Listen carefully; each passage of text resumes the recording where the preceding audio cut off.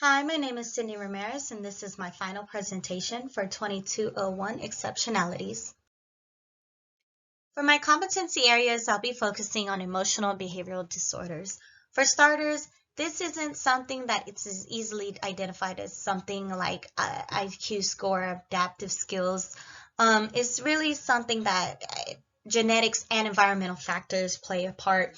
So when you're looking for a potential case of EBD, you want to consider the intensity and the duration of the problem behaviors.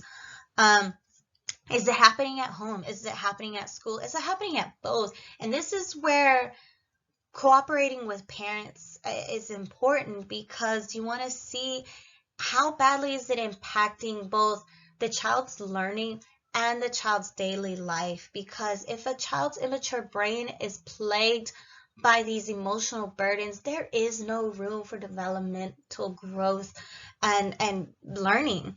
So referrals can come from teachers or parents who notice these patterns of behavior.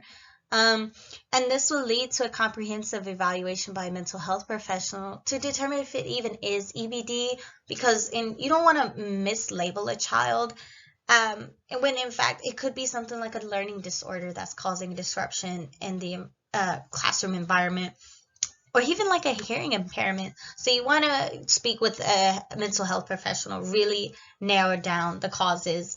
I included functional behavioral assessment as well, because a teacher referral could come from them observing the whys of the behavior, what's causing the behavior to occur in the classroom to begin with. So now we can discuss behavior management strategies. For positive behavior interventions, that's where you're using more positive reinforcement and do language to emphasize the more desirable, appropriate behaviors you wish for the child. In applied behavioral analysis, that's more preventative in that you're looking for the antecedents or the triggering factors that cause these behaviors.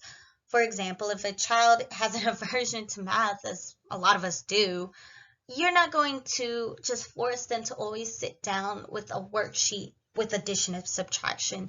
Maybe find something that's a little more interactive or engaging, or meets them where they are developmentally, maintaining those developmentally appropriate practices.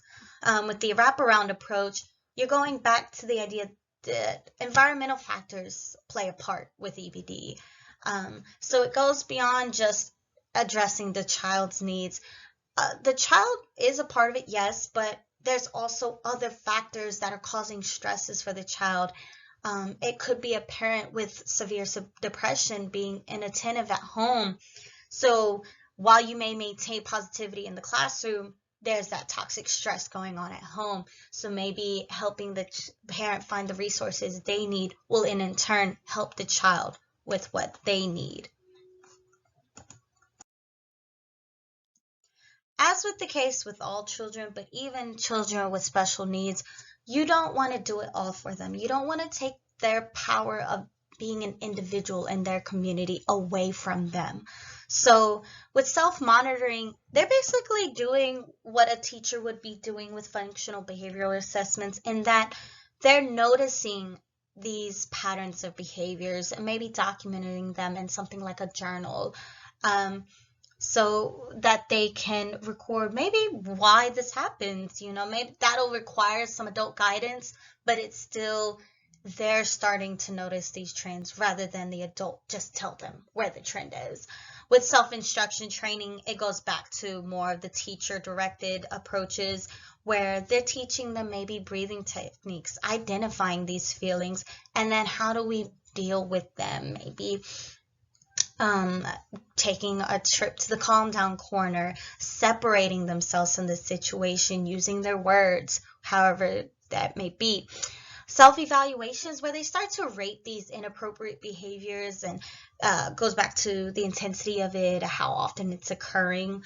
And then self-reinforcement is, again, giving the child that power where they're not relying on you to reinforce the good that they're doing. They're not relying on you to make them feel good. They're making themselves feel good. whether it's something like an incentive chart where they can look and see, look at me, I got 3 stars already and it's only snack time. I got this, I only need 4 more. Something that encourages them to keep it going. With the information I gained from this course, I'm better equipped to foster stronger relationships with my families by providing them a starting point with resources they can utilize in their community during the early identification or intervention process.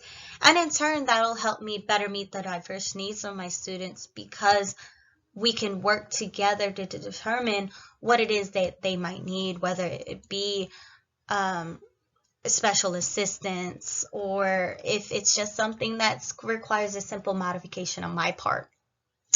With both of those, I'll be able to better advocate for the children because I'm speaking for their needs in the classroom, but I'll also have the backing of the home environment to support my claims of what they may need. For my first disability, I will be focusing on attention deficit hyperactivity disorders. For the adaptations, I focus on physical modifications in the environment, such as moving their seating to reduce distractions like noise level or lighting, even shortening the time for activities. If it's something where I can't really shorten the time, allowing for movement, taking short breaks, maybe every 3 to 5 minutes, they can get up, stretch, walk to a certain area and walk back just to get that jitteriness out of their body. And when available, having more interactive learning experiences, such as the example I provided, moving with your ABCs, rather than them sitting and watching me point to a letter, reciting a apple. They can stand up, they can stretch their arms and do exercises as they are reciting the letter, the sound, and beginning letter sound with the word. Some assistive technology, I try to keep it as simple as possible with the fidget toys. This could be something like a beaded craft that they hold in their hand and they run through their fingers. That creates very little noise because you don't want to distract their peers next to them, but it's something that stimulates them to keep them grounded. A timer, because even a 10-minute activity can seem extensive for them. So having that visual cue, like, okay, right when it ends on that number, I'm good to go, I'm done, I can do this. Or self-correcting programs where, again, it's setting that visual cue, that reminder, okay, you may have gotten this wrong, but it's self-correcting and it's private. The other students won't know. Next, we have communication, language, and speech disorders. For this one, I included a modeling of appropriate skills in my adaptations because I feel like it's repetitive exposure rather than directly teach them and make them feel a little insecure that they can't speak or communicate the way their peers do. Providing printed copies can tackle the issue of impairments with receptive language. Because you're giving them a visual representation of your oral directions so that they still have an opportunity to follow what it is you need out of them. But again, they're not being belittled or they're not being misunderstood as not wanting to follow directions. They just need a different way of approaching it. Emphasizing small group activities for that social interactions. I have block play cooperation to promote this because they still should be able to have opportunities to socialize, to interact with others, because I feel like it's even more important for this group because just because they may have a disability in these areas, whether communication, language, or speech, doesn't mean that they're completely unable to communicate. As you can see with my assistive technology, even one who may not be able to communicate verbally, they have something like picture communication boards where they can move a marker to what they need or want. And we can even teach the other students in the room, and, incorporating that inclusivity, they can communicate with the peers. So with the block play cooperation, they could even use something like this obviously modifying the pictures to relate. And it's engaging, it's child-directed, it's taking the pressure off of meeting the adult standard. It's really just giving opportunities to freely express yourself. Lastly, we have intellectual and developmental disabilities. For those adaptations, I included more time or tiered assignments because maybe the child just needs some more extra time to gather their thoughts, put it to paper, or whatever the activity may dictate. And with tiered assignments, it's giving them the same opportunities as their peers, but tweaking it to be more developmentally appropriate on their level rather than forcing them to match their peers. And so they're not being isolated or singled out for their developmental differences or where they are at in their learning.